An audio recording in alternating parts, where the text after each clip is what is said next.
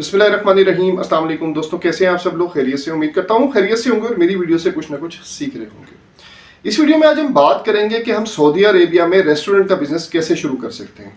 सबसे पहले आपको ये पता होना चाहिए क्या कोई फॉरेनर वहां पे रेस्टोरेंट का बिजनेस कर सकता है, मतलब पाकिस्तानी हो गया, इंडियन हो गया या बंगाली हो गया, क्या वहां पे बिजनेस रेस्टोरेंट का वो कर सकता है? तो इसके लिए सबसे पहले जी बिल्कुल वहां पे वो कर सकता है। इस वीडियो में हम देखेंगे कि रेस्टोरेंट को हम मतलब कितने पैसों में खोल सकते हैं, कितनी इन्वेस्टमेंट रिक्वायर्ड होगी, क्या क्या कौन कौन से डॉक्यूमेंट्स लगे हैं, कौन कौन से लाइसेंसेस की रिक्वायरमेंट होगी, कौन कौन सा स्टाफ चाहिए होगा हमें, रेस्टोरेंट जब शुरू करेंगे तो उसमें कितना प्रॉफिट होगा, रेस्टोरेंट हमने किधर शुरू करना है, रेस्टोरेंट किस लोकेशन पे हमने शुरू करना है, उसका रेंट क्या होगा। अगर टेक अवे करेंगे, मतलब जाहिर सी बात है, एक प्रॉपर रेस्टोरेंट होता है, एक टेक अवे होता है, मतलब आपने सिर्फ जो है उसकी विंडो रखनी है, वहां से लोग आएंगे और जो है वो लेके चले जाएंगे। अगर तो वो रखना है तो वो शॉप आपको कितने रेंट पे मिलेगी। उसके बाद हम देखेंगे कि कुक, हेल्पर और वेटर, ये तीनों ऑब्वियसली एक रेस्टोरेंट की रिक्वायरमेंट है, तो वो आपको कहां से मिलेंगे, आया कि पाकिस्तान से बुलाना पड़ेगा कि क्या करेंगे, तो इसको भी हम एंड पे देखेंगे। तो वीडियो के एंड तक लास्ट में देखिए कि सारे पॉइंट्स को हम वन बाय स्टेप डिस्कस करेंगे ताकि जो है आप लोगों को बिल्कुल क्लियर हो सके। जो लोग सऊदी अरेबिया में रेस्टोरेंट का बिजनेस करना चाहते हैं तो उनको भी पता होना चाहिए क्या वो कर सकते हैं या नहीं कर सकते हैं। डॉक्यूमेंट्स की बात कर लें और लाइसेंसेस की बात कर लें तो उसमें आपको कमर्शियल जो है आपको कमर्शियल लाइसेंस लेना पड़ेगा, उसकी फीस 500 सऊदी रियाल है। उसके बाद आपको म्युनिसिपल कमेटी से आपको लेना पड़ेगा, मतलब बल्दिया जिसको बोलते हैं, उससे आपको लाइसेंस लेना पड़ेगा, उसकी फीस 1000 से 5000 सऊदी रियाल तक है। उसके बाद इन्वायरमेंटल हेल्थ साइंसेज से आपको जो है इसको जो है आपको लाइसेंस लेना पड़ेगा, उसकी फीस जो है 1000 सऊदी रियाल है। अच्छा, म्युनिसिपल कमेटी की जो है बल्दिया की जो फीस है वो डिपेंड करता है, वेरी करती है लोकेशन टू लोकेशन और शॉप की साइज पे। तो ये फीस जो है ना 1000 से इसलिए 5000 तक बताइए ताकि जो है आप लोगों को मिक्सअप ना हो कि यार हमने तो 1000 का पता था, ये 5000 कहां से आ गई। तो ये लोकेशन और साइज के हिसाब से जो है बल्दिया चार्ज करती है इसको। एनवायरमेंटल हेल्थ सर्टिफिकेट क्या होता है ये भी थोड़ा समझ ले। यहाँ पे ये होता है कि आपका जो भी स्टाफ रखा होता है उसका जो है उसके जो है ना टेस्ट वगैरह होते हैं, सारे जो मेडिकल होता है, तो उसके बाद जो है एनवायरमेंटल जो है हेल्थ सर्टिफिकेट आप लोग इशू किया जाता है कि जी बिल्कुल ठीक है, स्टाफ वगैरह सब ओके है। उसके बाद फाइबर गेट की क्यों जरूरत होती है, फाइबर गेट के सर्टिफिकेट की क्यों जरूरत होती है? वो इसलिए होती है कि यहाँ पे आपके रेस्टोरेंट में एग्जिट का जो है एग्जिट का सारा प्रोसीजर होता है, फायर एक्सटिंग्विशर वगैरह सारे होने चाहिए। जो एक प्रोसीजर है, जो लॉ है, उसको रूल्स हैं वहां पे फॉलो करने पड़ते हैं। उसके बाद जब ये आप कर लोगे, फाइबर गेट का सारा प्रोसीजर कर लोगे, तो फाइबर गेट आपको जो है लाइसेंस इशू कर देगा।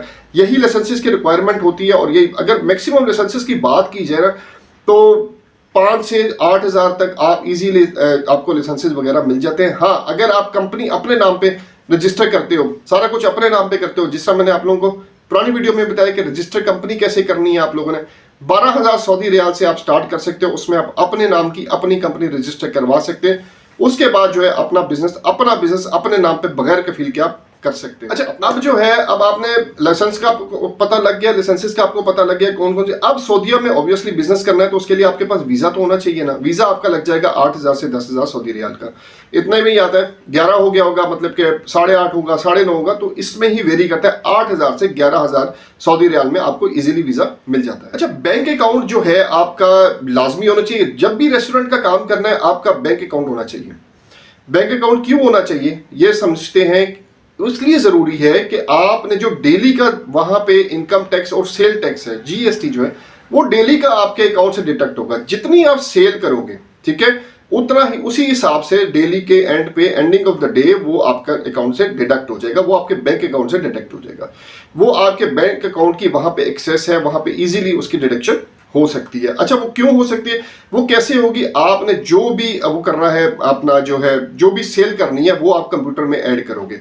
कंप्यूटर में ही ऐड करोगे, ऑब्वियसली वहां पे खाता सिस्टम नहीं है जिसमें आप ऐड करोगे, आपने कंप्यूटर में ऐड करना है, कंप्यूटर में ऐड करोगे। At the end of the day वो सारा जो है आपका जो है सेल टैक्स और जीएसटी प्लस इनकम टैक्स आपके अकाउंट से डिडक्ट हो जाएगा ऑन डेली बेसिस। अच्छा, बल्दिया की जो इजाजत है, म्युनिसिपल जो सर्टिफिकेट इशू होता है करता है, वो कैसे करता है? देखो, मैंने जैसे बताया ना पीछे आपको लोकेशन और साइज के हिसाब से वो इशू करता है। अब बल्दिया के बगैर आप कुछ नहीं कर सकते। क्यों नहीं कर सकते? वही आपको बताएगा कि भाई आपने रेस्टोरेंट कैसे रेनोवेट करना है, डेकोरेट करना है, किचन किधर बनाना है, वॉशरूम किधर बनाना है, ओवन किधर रखना है, चेयर्स कैसे रखनी है, सब कुछ, रिसेप्शन कहाँ होगा, ईच एंड एवरीथिंग बल्दिया आपको बताएगा। बल्दिया जब आप उनके बताए हुए तरीके पे अमल जो भी शॉप साइज होगी आप उसको बताओगे, उसी हिसाब से वो आपको बताएगा कि इस तरह रेनोवेट करना है, ठीक है।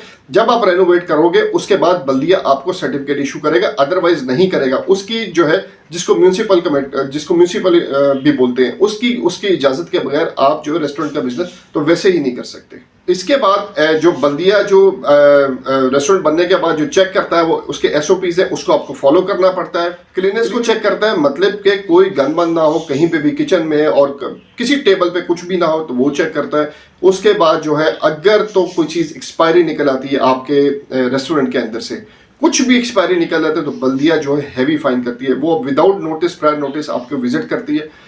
मंथली या 15 डेज में उनका एक विजिट होता है, वो विजिट करती है और उसके बाद जो है आपको भारी चालान करती है। तो इसका ख्याल आप लोगों ने करना है। अगर रेस्टोरेंट का बिजनेस कर रहे हैं तो इसका ख्याल आप लोगों ने पहले करना है। अब किस सिटी में हमें काम शुरू करना चाहिए, सऊदीया में किस सिटी में हमें काम करना है? मक्का हो गया, मदीना हो गया, जद्दा हो गया, रियाद हो गया, ताइफ हो गया, न्योम सिटी हो गया, बहुत अब का ग्रोइंग जो है सिटी है क्योंकि अभी नया बन रहा है, तो वहां पे आजकल जो है बड़ा जबरदस्त बिजनेस है। वहां पे भी आप रेस्टोरेंट का बिजनेस खोल के अच्छा कमा सकते हैं। कैसे कमा सकते हैं?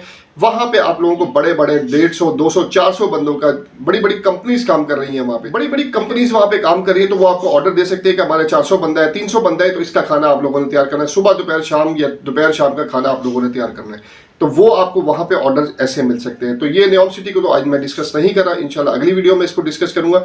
अभी मैं बात करूंगा कि हमें जो होटल खोलना है वो मक्का में या मदीना में, हरम के पास या हरम के हदूद में खोलना है। क्यों इस जगह पे अब मैंने डिसाइड ये किया है कि खोलना है, क्योंकि उम्रा, हजाज कराम बहुत ज्यादा यहाँ पे आते हैं और डे बाय डे इंक्रीज होते जा रहे हैं। अब उन्होंने तो खाना तो है कहीं ना कहीं, अब जब उनकी रिक्वायरमेंट है खाना, कोई ऐसा वो काम नहीं है कि वो खाएंगे नहीं, खाए पिए बगैर बस वो चलते रहेंगे सारा कुछ। उन्होंने खाना है, अगर वो 2 टाइम भी खाएं, 3 टाइम नहीं खाते, 2 टाइम तो उन्होंने खाना ही खाना है। तो अब जो है पाकिस्तानी रेस्टोरेंट्स की वहां पे थोड़ी सी है सही, लेकिन टेस्टलेस है। अगर आप वहां पे कोई अच्छा आपको अपॉर्चुनिटी है, आती है चीजें बनाने, बिरयानी कर लो या खाना कर लो, अच्छा कर लो, ठीक है, तो आप अच्छा वहां पे अच्छी आती है तो आप तर जाओगे, ठीक है। इतना प्रॉफिट है क्योंकि उन्होंने खाना है। जब भी आप जाएं मक्का में जाएं, अल्लाह आपको लेके जाए, वहां पे उम्रा वगैरह करने जाएं, तो आप देखेंगे रेस्टोरेंट्स पे कितना रश होता है और कितनी अर्निंग है वहां। थोड़ी लोकेशन की बात कर लेते हैं। मक्का में जब भी आपने हरम के करीब लेना है तो उसका रेंट बहुत ज्यादा होगा।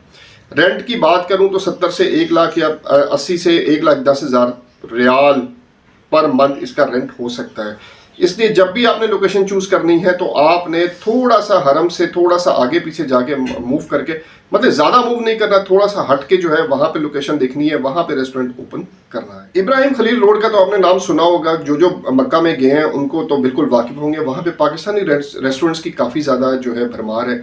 वहाँ पे काफ़ी ज़्यादा रेस्टोरेंट्स हैं जो है खाना वगैरह प्रोवाइड करते हैं। तो वहाँ पे आप देखें कोई लोकेशन, अगर आपके पास पैसे हैं तो वही बेस्ट प्लेस है जहाँ पे आपको जो है रेस्टोरेंट खोलना चाहिए। अगर आप अच्छी अर्निंग करना चाहते हैं, अर्निंग बहुत ज़्यादा है इसमें, 200% प्रॉफिट है इसके अंदर, कम से कम बता रहा हूँ 200% प्रॉफिट है, ठीक है। अगर आप 50 की चीज़ है तो अच्छी खासी 200 की आप बेच सकते हो। क्यों? आप हर तरह से बचा सकते हो, बेशक कहीं पे भी हो, दुनिया में कहीं करें 200% तक खाने की चीज़ों में प्रॉफिट मिलता है आप। अच्छा, इब्राहिम जो अगर किसी को नहीं पता इब्राहिम खलील रोड कौन सी है, तो वो हरम से शुरू होती है, फ़लस्तीन होटल है वहाँ तक आती है, तो वहाँ इसको इब्राहिम खलील रोड बोलते हैं। तो यहाँ पे काफ़ी होटल है। अच्छा, अगर आप थोड़ा सा आगे चले जाओ, कुबरी रोड पे चले जाओ, वहाँ पे भी है, अजीजिया के पास चले जाओ तो वहाँ पे भी आप होटल खोल सकते हो। अब बात यह है कि आपके पास कितने पैसे हैं और कितने पैसों से आपने काम करना है। जितना गुड़ डालोगे उतना मीठा है। मक्का के हरम में खोलोगे, ऑल दो रेंट ज़्यादा है, लेकिन उसका जो आउटपुट है, बहुत जो इनकमिंग है, मतलब आउटपुट बहुत आउट क्लास है। मतलब कि उसमें पैसा प्रॉफिट बहुत ज़्यादा, अर्निंग बहुत ज़्यादा है, सेल बहुत ज़्यादा। कफील ज़रूर तंग करता है मक्का के पास जो है, क्योंकि ऑब्वियसली उसका भी जो होता है हिस्से उसे होते हैं, ठीक है, तो वो लाजमी तंग करता है। तो उसको ये थोड़ा सा एक सिस्टम है वहाँ पे, लेकिन अर्निंग जो बहुत अच्छी है। जो सऊदीया गल्फ में, पूरे गल्फ में सऊदीया सबसे अच्छी कंट्री है जो आपको अच्छा प्रॉफिट, अच्छे पैसे देती है।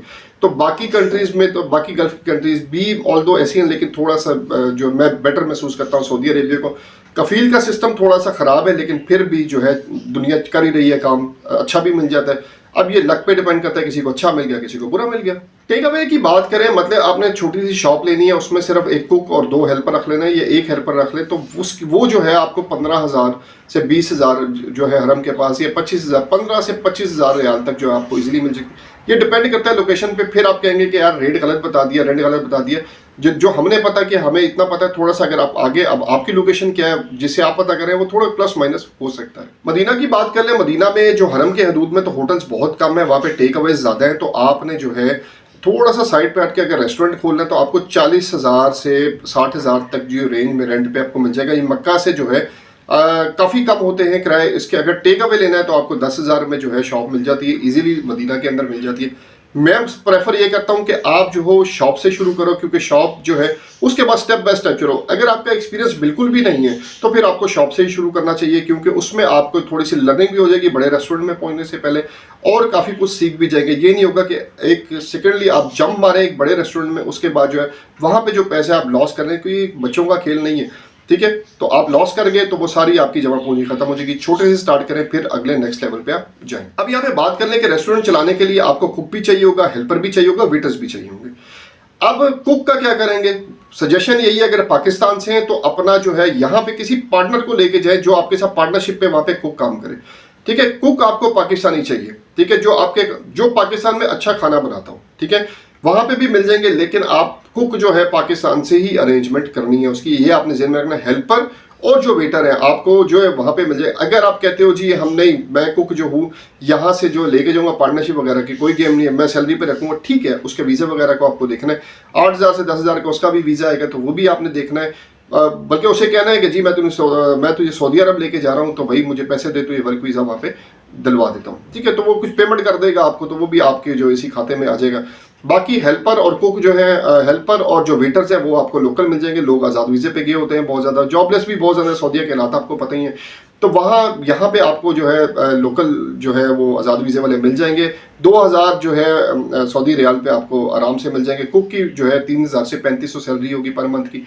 तो जो 2 कुक आपको चाहिए होंगे, क्योंकि आपने 24/7 रेस्टोरेंट चलाना है। इसी तरह जो है आपका जो है जो हेल्पर है, और अगर आपको एक हेल्पर चाहिए और दो तीन वेटर चाहिए तो 2,000 सबकी सैलरीज आप ऐड कर लें बीच में। अगर मैं बात करूं टेक अवे की, तो टेक अवे में आप सैंडविचेस वगैरह रख सकते हैं, बर्गर्स रख सकते हैं, उसके बाद शॉर्मा रख सकते हैं, चाय रख सकते हैं, ये टेक अवेज हैं, ठीक है। जूसेस रख सकते हैं, तो ये आप कर सकते हैं, इजीली स्टार्ट कर सकते हैं। इसमें बहुत ज़्यादा अर्निंग है, ठीक है। अगर आपकी एक दफ़ा रनिंग में आ गई ये चीज़ें, बहुत अर्निंग है, लेकिन जो है आपने क्वालिटी देनी है। क्वांटिटी पे नहीं खेलना, क्वालिटी पे खेलना है।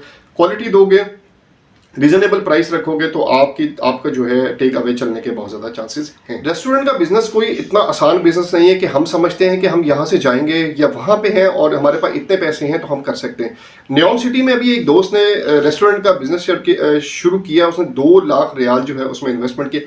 अब उसकी अर्निंग मैं बताऊँ आपको तो आप हैरान हो जाएंगे। उसकी 50 से 70 हज़ार रियाल जो है मंथली की अर्निंग है। अब न्योम सिटी एक ऐसा सिटी है जहाँ पे आप बहुत ज़्यादा, डेफिनेटली मक्का मदीना से ज़्यादा तो नहीं कर सकते, लेकिन आपको उसकी मैं वो बता रहा हूँ, इनकम बता रहा हूँ कि उसकी कितनी ज़्यादा इनकम है मंथली। तो आप भी जो है, अगर आपके पास पैसे हैं, अब मैं नहीं कह रहा कि आप बड़े उस पर जाके आप जो है न्योम सिटी में बड़ा रेस्टोरेंट खोल लो, नहीं, आप छोटे लेवल पे, कहीं छोटे लेवल पे मक्का मदीना में शुरू करें। जब आपके पास थोड़ी रनिंग में आना शुरू हो जाए, उसके बाद आप कहीं पे भी खोल सकते हैं। तो सबसे पहले आपने सोच के फिजिबिलिटी बनानी है। फिजिबिलिटी बनाने के बाद आपने देखना है कि यार मैं ये कर सकता हूँ कि नहीं कर सकता हूँ। करने के बाद प्रॉपर उसकी जो है नो हाउ लेनी है। जो रेस्टोरेंट जो काम कर रहे हैं वहाँ पे आपने उनको मस्ट विजिट करना है। विजिट करने के बाद डेफिनेटली आप मेरी वीडियो देख के आप उठ के भाग नहीं जाओगे, रेस्टोरेंट के पैसे जमा नहीं करा दोगे। इसलिए प्लस माइनस हर वीडियो में होता है, क्योंकि किसी से इन्फॉर्मेशन लेते हैं तो वो हो सकता है पूरी ना हो, तो शेयरिंग करते हुए थोड़ी सी प्लस फ्लॉज आ जाते हैं। तो आप डेफिनेटली, आप इतने समझदार आप सब लोग हैं कि कोई भी मेरी वीडियो देखने के बाद उठ के नहीं भाग जाएगा। थोड़ी सी वो फिजिबिलिटी करेगा, अपनी वर्किंग करेगा, क्योंकि उसकी हार्ड अर्न बनी है तो उसको तो डेफिनेटली उसको देखना पड़ेगा। नो डाउट रेस्टोरेंट का बिजनेस एक ऐसा बिजनेस है जिसमें आप अच्छी अर्निंग कर सकते हो। चलें, ये थी आज एक वीडियो जिसमें बहुत से लोगों के कमेंट आते हैं कि हमें सऊदी अरेबिया में हमने रेस्टोरेंट का बिजनेस करना है तो हमें गाइड करें, हम कैसे कर सकते हैं। तो ये उन लोगों के लिए वीडियोस थी। मुझे उम्मीद है कि आप लोगों ने इस वीडियो से कुछ ना कुछ सीखा होगा। मेरी वीडियो को लाइक, सब्सक्राइब और शेयर लाजमी कर दें, ताकि जो बिजनेस करना चाहते हैं, जो सीखना चाहते हैं, जो मेरी वीडियोस देख के कुछ लर्न करना चाहते हैं, बेशक वो बिजनेस स्टार्ट ना करें, लेकिन उनके दिमाग में एक फिजिबिलिटी बन जाती है कि हाँ भाई ये हो सका, इतने पैसे इसमें, इतने पैसे इसमें। चले अगली वीडियो तक के लिए अपने भाई को इजाज़त दीजिएगा। वीडियो को लाइक सब्सक्राइब शेयर लाजमी कर दीजिएगा। अगली वीडियो तक के लिए अल्लाह हाफिज़।